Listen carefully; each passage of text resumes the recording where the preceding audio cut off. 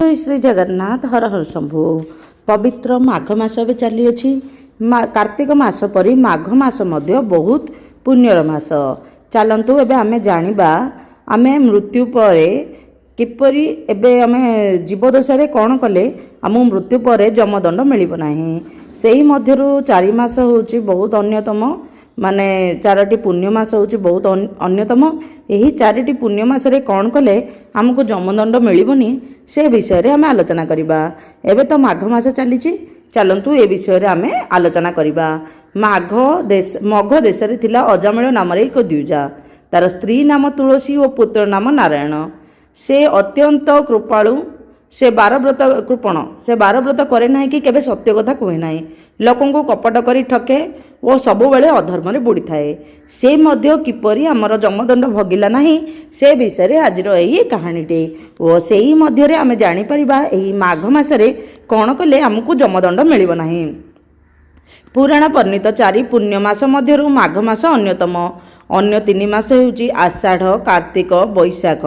एहाकु नै आ का मा बई उक्ति प्रचलित अछि। आषाढ़, कार्तिक, बैशाख और माघ यही 4 मास हेउची पुण्यमास। दीन कृष्णदासଙ୍କ विरचित माघ महात्म्य माघ मासर महात्म्य वर्णित रही। उद्धवଙ୍କ प्रश्न रे श्रीकृष्ण 30टी अध्याय रे विभिन्न गल्प छल रे एही मासर महात्म्य कहिसंती। माघ कृष्ण प्रतिपदा ठारू माघ पूर्णिमा जाए प्रतिदिन गोटे लेखे अध्याय पाठ करिबा हेउची एहार परायण विधि।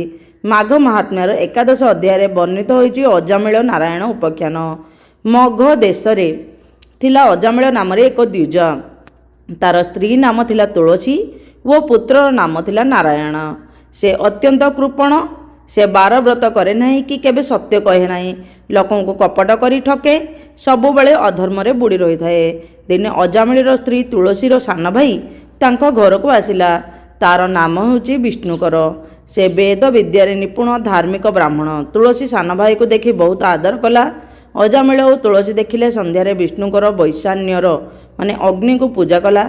सकाळे उठी सूर्य को पूजा प्रणाम कला और पूजा करी वेद पाठ और नाम जप कला। एहीपरि किछि दिन बीती परे दिने रातिरे भौणी भिणई को बसाई विष्णुकर कहिला काली होउची मकर संक्रांति। एही संक्रांति रे माघ स्नान कले सबु पाप नाश हुए एवं कोटि पुण्य मिले। काली प्रत्युषरे आमे प्रातः स्नान करिबा। मात्र परदिन सकाळे विष्णुकर डाकिबारे तार भिणई अजामिल प्रातः स्नान को न जीवा पई नाना बाहन कला। शेषरे विष्णुकर बाध्य करी ताकु नहीं स्नान कराइला। एणिकी अधर्म आचरण न करी धर्म पथरे जीवा पई ताकु प्रवर्ताइला। सेही बाध्य बाधकारे अवशिष्ट दिन गुड़िक अजामिल सेही अनुसार बिताइला। किछि दिन परे अजामिलर मृत्यु हैला। मात्र मृत्यु बेलकु से पुत्र नारायण को डाकी पाखरे बसिबाकु कहिथिला। तेणु ताकु नेबाकु आसी पहुँचीथिबा जमदूत माने नारायण डाक शुणी सेठारु पळाई गले। विष्णुगण आसी तांको वैकुंठ को घेनी गले। से विष्णु को दर्शन पाई निस्तार लाभ कला। सेठारे विष्णु को पद सेवारे निजको नियोजित कला। एही उपाख्यान कही परिशेष रे श्रीकृष्ण उद्धव को कहिसंती जे माघ स्नान करे से विषय वासनारू मुक्ति पाए, से केबे जमदंड भगे नाही। तेणु आमे मध्य माघ मासरे प्रातः स्नान करिबा निहाती दरकार। जय श्री जगन्नाथ हर हर शंभु। जय श्री जगन्नाथ।